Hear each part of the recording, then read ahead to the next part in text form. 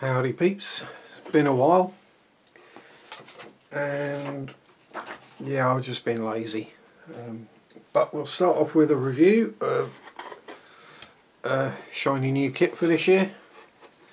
The box just about fits in shot. The Meng, as it says on the box, P51 Mustang. It's one of those kits I've heard quite a bit about, not entirely sure what they're hoping to achieve. It's not like we need another P51 Mustang on the market, but it's also about time I updated the last one I built, because looking at it these days it really doesn't look too good. Now, one thing that really interests me about this, the fast cement-free assembly design. Now, I will probably have to glue anyway, just to make sure I fill gaps and seams and all that kind of stuff, but we shall see how we go with it. It's not on the to build list right now. I'm fairly snowed under at the moment, what with group builds, SIGs, stuff I want to build for myself. So let's have a look, see what we get in the box. First of all, warning, I have already opened it and already taken everything out of the bags, just to make life a little easier. Leave the decals and instructions to last, and I'm probably going to need something to hold behind this. Anyway, first sprue we grab is sprue C. Now this is the wings, rudder, flaps, and I'm guessing some part for the top of the fuselage. Get it in shot sharp might help. Now, I've heard differing things about Mustangs as to whether all the rivets and panel lines and whatever were all filled in on the wings in real life. For me, as a personal choice, I would rather leave them there, even if they're not supposed to be. They just look cool. There's more detail, and as you can see, things covered with really fine rivets, really fine panel lines, and they're fine, but they don't look too shallow, so they should take a wash nicely. Let's swap the, I guess, is the upper wings, I would have thought. Yeah, again, very nicely detailed, crisply moulded. No flash, ejector pin marks look sensible and all on the inside. As you can see, we've got the snap fitting fitments, but as I'll end up gluing it anyway, because I want to fill everything and make sure it looks as nice and shiny as possible. Next sprue being fuselage, drop tanks, prop spinners, that kind of things. So we can get it all in shot. Again, no flash, nicely moulded. Doesn't appear to be any short shots. Well, it shouldn't be. It's basically a brand new kit. And again, looking at the main fuselage airframe, again covered in the rivets and panel lines like the wings were. We have a couple of the 75 or 100 gallon drop tank, I can never remember. Various spinners, I'm guessing wheels, rear landing gear, and what looks to me like the front underneath, with the prop being up here and wheelbase being there. Again, all very nicely moulded, no problems with that. Makes a change to review a nice kit. And third sprue, there's not a huge amount in the box. We have the, I can never remember the right term, go with tail planes. Again, same surface detail, bit of dust or crud on there. The others would have been the 75 gallon drop tanks, because these are considerably larger, so I'll say they're the 100 gallon. Wheel bay doors, nicely detailed on the inside. And part of the underneath, the radiator exhaust, sorry, probably that end actually. Put it in shot might help sharp. So that was that. We got the under nose cowling and the tail wheel assembly, excuse I, which comes complete with the doors already moulded open. Guess there might be another one on here if you want to do it gear up, because we have closed landing bay doors and various little greebly bits, flaps, gear legs. Again, everything looks nice.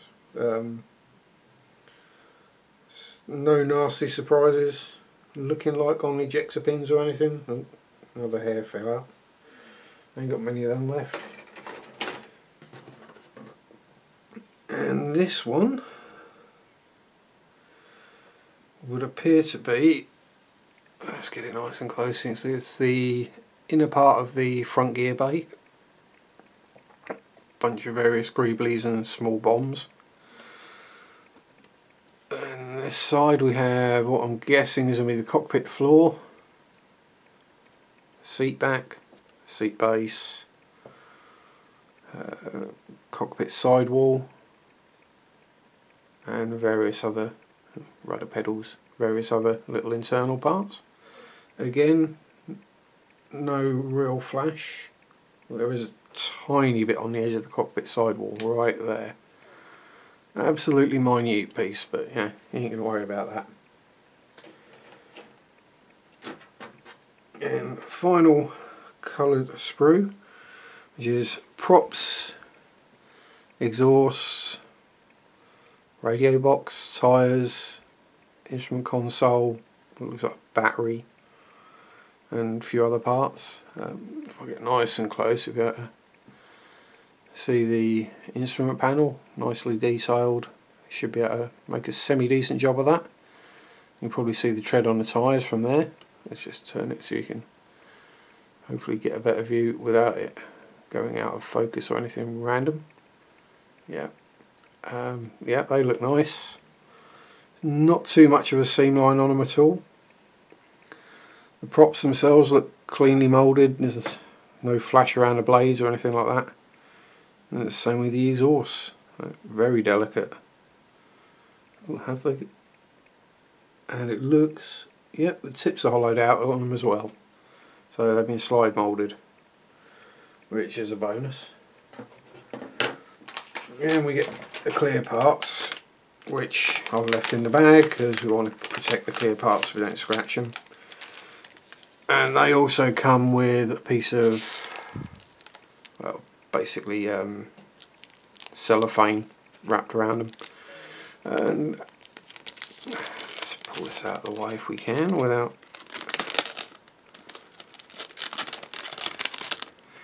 There we go, we can see them a bit better now.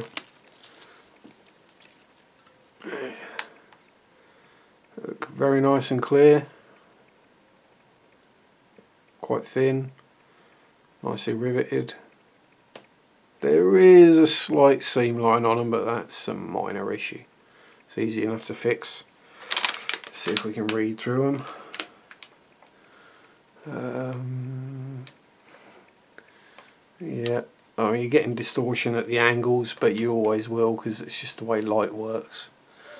But yeah, I mean, you couldn't ask for much better clarity than that. Oh, yeah. Yeah. So far, so happy. Definitely worth the money so far anyway. And it's not an expensive kit. I mean, it's not a cheap kit compared to some 148, but you know, new tools is going to cost a bit more. And also the decals in their own bag. Oh yeah, I'll also add that everything was in its own bag. There was no sprues with two in a bag or anything. And the decals, printed by Cartograph. Yay! Very shiny, but that to me isn't a problem. They do look I'm not sure whether they look thick or it's just there's no carrier film on them. There doesn't appear to be any carrier film whatsoever. Or maybe about 1/3 of a mil around the edge. But yeah, they're all nicely coloured, all in register, all readable. Oh, balls. I know what they've done. To avoid any issues with swastikas for the kill markings on there and there, I've only given you half of the action. Let's get it close enough so you can see. I've only given you the 1/2 of the Swazi, or Hakenkreuz is it. But there we got 2 more decals matching the shape of the main 2, with it printed the opposite way. So are they wanting us to put decals over the top of each other and line them up perfectly? Could be interesting. Anyway. Yeah, instrument panel, yeah, it's there, but there's no way I'm using that decal. It's going to be easier to paint them. Do a better job by hand. Might even be able to paint the dials in. We shall see when we come around to it. As I say, it might be a while. So I've currently got the Mini Art SU122 with full interior on the bench, which is for the Winter is Coming group build. There will be the Pegasus models aerial hunter killer thing from Terminator 2 for the post-apocalyptic. Then that's the SIG, I believe. Then for the Styrene Syndicate Pacific one, I might do this, or I've got the Bronco P40 Warhawk, which looks an absolutely stunning kit. Might do a review of that as well at some point. Anyway, let's have a look at the destructions. Going to be your usual typical Meng affair. And everything clear, laid out. I mean, not like this is going to be a complicated build at all anyway, but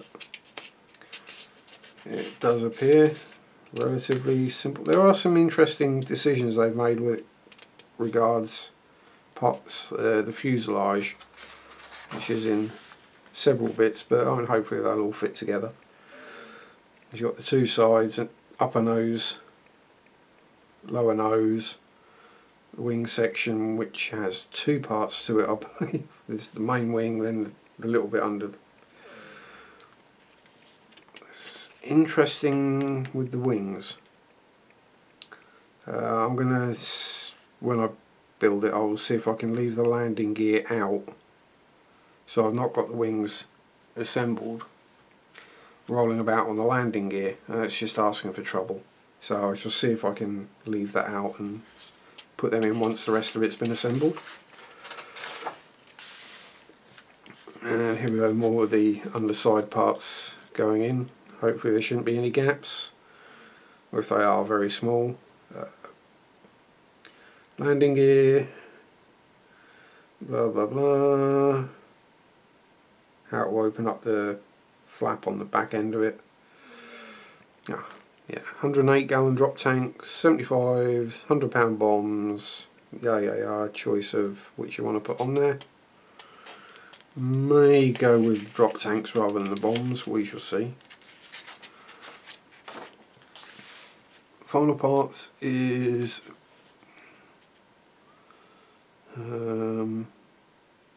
canopy going on, couple of little bits to go inside. Does say if you want to use it, glue it on. The rear spine part with the,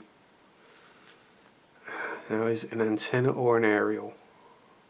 I think it's an antenna because it can send and receive, and an aerial can only receive. Well, it's one of those. Interesting, it goes in from inside rather than being just stuck on the top on the outside or with a tiny little mounting point. So you won't knock it off easily. Tail planes going on. Non-numbered sprue map, but hey, there's not a lot to it. It's just never an issue. I mean, only times I ever refer to them are when you get one of those. Trying to remember what it was. It was an Italeri kit, and it had the number. Or was it? Yeah, there was a mini art one as well. I think it was the SU-76, where it had all the part numbers in the call-outs. None of the sprues had the part numbers on, so you had to look at the sprue map.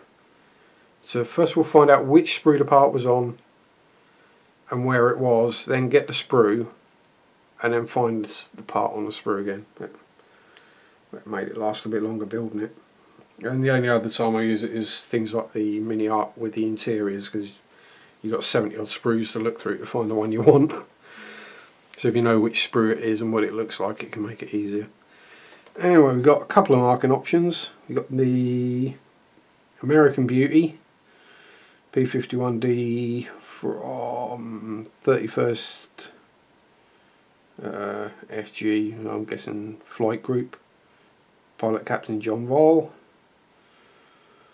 Doesn't actually say the year, but again, bare metal finish is the one with the red stripes on it, which are decals, so I may not use those, although I have got solver set on the way. And then the more likely option, which is 356th Flight Group 9th Air Force, pilot Captain Richard Turner. Can't see a date either. Short fuse Sally, but you know, it's got the invasion stripes and they're always cool. They can be a pig to mask, especially around that curve on the bottom. But we may give that one a go. What's the worst that can happen? Anyway, that concludes what I have for this kit. All in all, yeah, I'll give it a thumbs up. Can't see any obvious problems or issues with it. But again, those things will only ever come out when you actually build it, unless you have obvious short shots or warped or broken parts. You can't tell how they're going to fit until you put it together. And what might fit for one person might not fit for another. But anyway, on that, I shall bid you adieu. Gives a little wave. Yeah, filthy hands. Enjoy, have fun at the bench, don't stick your head to anything stupid, and be cool.